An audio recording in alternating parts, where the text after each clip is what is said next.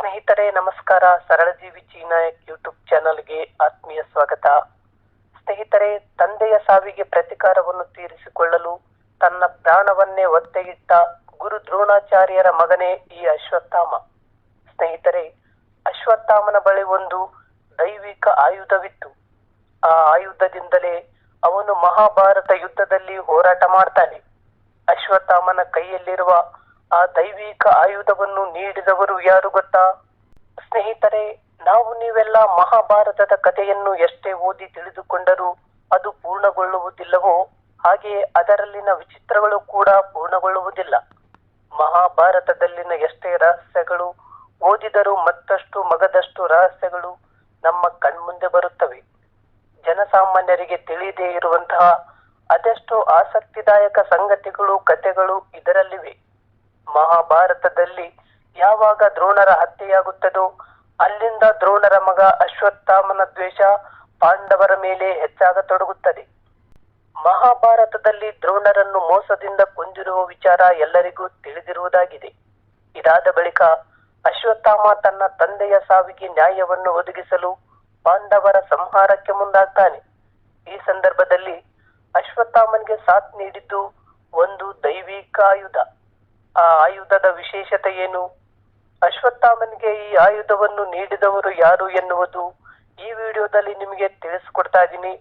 Video ಇಷ್ಟ ಆದರೆ like ಮಾಡಿ, ಶೇರ್ ಮಾಡಿ. ನಿಮ್ಮ ಅನಿಸಿಕೆ ಅಭಿಪ್ರಾಯಗಳನ್ನು ತಪ್ಪದೆ ಕಾಮೆಂಟ್ ಮಾಡಿ. ಬನ್ನಿ ಹಾಗಾದ್ರೆ ವಿಡಿಯೋನ ಶುರು ಮಾಡೋಣ. ಸ್ನೇಹಿತರೆ, ಮಹಾಭಾರತ ಯುದ್ಧದಲ್ಲಿ ದುರ್ಯೋಧನನು ಮರಣ ಹೊಂದುವುದಕ್ಕಿಂತ ಸ್ವಲ್ಪ ಸಮಯದ ಮೊದಲು ದ್ರೋಣರ ಮಗ ಅಶ್ವತ್ಥಾಮ, ಗುರು ಕೃಪಾಚಾರ್ಯರು ಮತ್ತು ಕೃತವರ್ಮರು ಕೊನೆಯ ಕ್ಷಣದಲ್ಲಿ ನೋಡಲು ಬರ್ತಾರೆ. ಆಗ ದುರ್ಯೋಧನ ಅಶ್ವತ್ಥಾಮನನ್ನು ಕೌರವರ ಸೇನಾಧಿಪತಿಯನ್ನಾಗಿ ಮಾಡಿ ಪಾಂಡವರನ್ನು ನಾಶ ಮಾಡುವ ಮೂಲಕ ದ್ರೋಣರ ಸಾವಿಗೆ ನ್ಯಾಯ ಒದಗಿಸುವಂತೆ ಹೇಳ್ತಾನೆ. ನಂತರ ಅಶ್ವತ್ಥಾಮ, ಕೃಪಾಚಾರ್ಯ ಮತ್ತು ಕೃತವರ್ಮ ರಾತ್ರಿಯ ಕತ್ತಲಲ್ಲಿ ಪಾಂಡವರ ಶಿಬಿರಕ್ಕೆ ಹೋಗ್ತಾರೆ. ಅಶ್ವತ್ಥಾಮ, ಕೃಪಾಚಾರ್ಯ ಮತ್ತು ಕೃತವರ್ಮರು ಪಾಂಡವರ ಶಿಬಿರಕ್ಕೆ ಹೋದಾಗ ಅಶ್ವತ್ಥಾಮನು ಕೃಪಾಚಾರ್ಯ ಮತ್ತು ಕೃತವರ್ಮರ ಬಳಿ ಶಿಬಿರದ ಹೊರಗೆ ನಿಂತು ಯಾರಾದರೂ ಬರುತ್ತಾರೆಯೇ ಎಂದು ಕಾವಲು ಕಾಯುವಂತೆ ಹೇಳ್ತಾನೆ.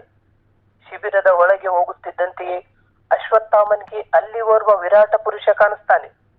ಅವನ ತೇಜಸ್ಸು ಸೂರ್ಯ ಚಂದ್ರರ ತೇಜಸ್ಸಿನಂತಿತ್ತು. ಅವನು ಹಾವುಗಳಿಂದ ಮಾಡಿದ ಯಜ್ಞ ದಾರವನ್ನು ಧರಿಸಿದ್ದನು. ಅವನ ಬಾಯಿಯಿಂದ ಬೆಂಕಿ ಹೊರಬರುತ್ತಿತ್ತು. ಅವನ ದೇಹದಿಂದ ಸಾವಿರಾರು ವಿಷ್ಣುಗಳು ಹೊರಹೊಮ್ಮುತ್ತಿದ್ದರು. ಇದನ್ನು ನೋಡಿದ ನಂತರವೂ ಅಶ್ವತ್ಥಾಮ ಹೆದರದೆ ಆತನೊಂದಿಗೆ ಹೋರಾಟ ಮಾಡ್ತಾನೆ. ಅಶ್ವತ್ಥಾಮನ ಧೈರ್ಯಕ್ಕೆ ಮೆಚ್ಚಿದ ಆ ದೈವಿಕ ಪುರುಷನು ಅವನಿಗೆ ಒಂದು ದಿವ್ಯ ಆಯುಧವನ್ನು ಉಡುಗೊರೆಯಾಗಿ ನೀಡುತ್ತಾನೆ. ಸ್ನೇಹಿತರೆ, ಅಶ್ವತ್ಥಾಮನು ಶಿಬಿರದ ಒಳಗೆ ಸ್ವಲ್ಪ ದೂರ ಹೋದ ನಂತರ ಅಲ್ಲಿ ಅವನು ದ್ರೌಪದಿಯ 5 ಜನ ಪುತ್ರರು ನಿದ್ರಿಸುತ್ತಿರುವುದನ್ನು ನೋಡ್ತಾನೆ. ಪಾಂಡವರ ಈ 5 ಜನ ಮಕ್ಕಳನ್ನು ಪಾಂಡವರೆಂದು ತಪ್ಪಾಗಿ ಭಾವಿಸಿ ಕೊಲೆ ಮಾಡ್ತಾನೆ.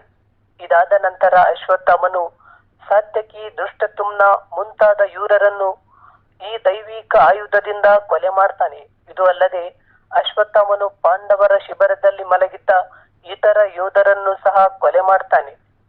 ಸ್ನೇಹಿತರೆ, ಅಶ್ವತ್ಥಾಮ ಎನ್ನುವಂತಹ ಮಹಾನ್ ಯೋಧನಾಗಿದ್ದ ಎಂಬುದನ್ನು ನಾವು ಮಹಾಭಾರತವನ್ನು ಒಂದಿಷ್ಟು ಅವಲೋಕನ ಮಾಡಿದರೆ ತಿಳಿಯುತ್ತದೆ. ಅಶ್ವತ್ಥಾಮನ ಕೈಗೆ ಆ ದೈವಿಕ ಆಯುಧ ಯಾವಾಗ ದೊರೆಯುತ್ತದೆಯೋ ಆ ಕ್ಷಣದಿಂದ ಅವನು ಮತ್ತಷ್ಟು ಶಕ್ತಿಶಾಲಿಯಾಗುತ್ತಾನೆ. ಸ್ನೇಹಿತರೆ, ಇದಾಗಿತ್ತು ಅಶ್ವತ್ಥಾಮನ ಕೈಯಲ್ಲಿದ್ದ ದೈವಿಕ ಆಯುಧದ ಕುರಿತು ಒಂದಿಷ್ಟು ಮಾಹಿತಿ. ಈ ಮಾಹಿತಿ ನಿಮಗೆ ಇಷ್ಟ ಆದ್ರೆ ಲೈಕ್ ಮಾಡಿ, ಕಮೆಂಟ್ ಮಾಡಿ. ಯಾರೆಲ್ಲ ನನ್ನ ಚಾನೆಲ್ ಹೊಸದಾಗಿ ನೋಡ್ತಾ ಇದ್ದೀರಾ, ಇಂತಹ ಮತ್ತಷ್ಟು ಮಾಹಿತಿಗಾಗಿ ನನ್ನ ಚಾನೆಲ್ ಅನ್ನು ಸಬ್ಸ್ಕ್ರೈಬ್ ಆಗಿ. ಇಲ್ಲಿಯವರೆಗೂ ವಿಡಿಯೋ ನೋಡಿದ ಎಲ್ಲರಿಗೂ ಧನ್ಯವಾದಗಳು.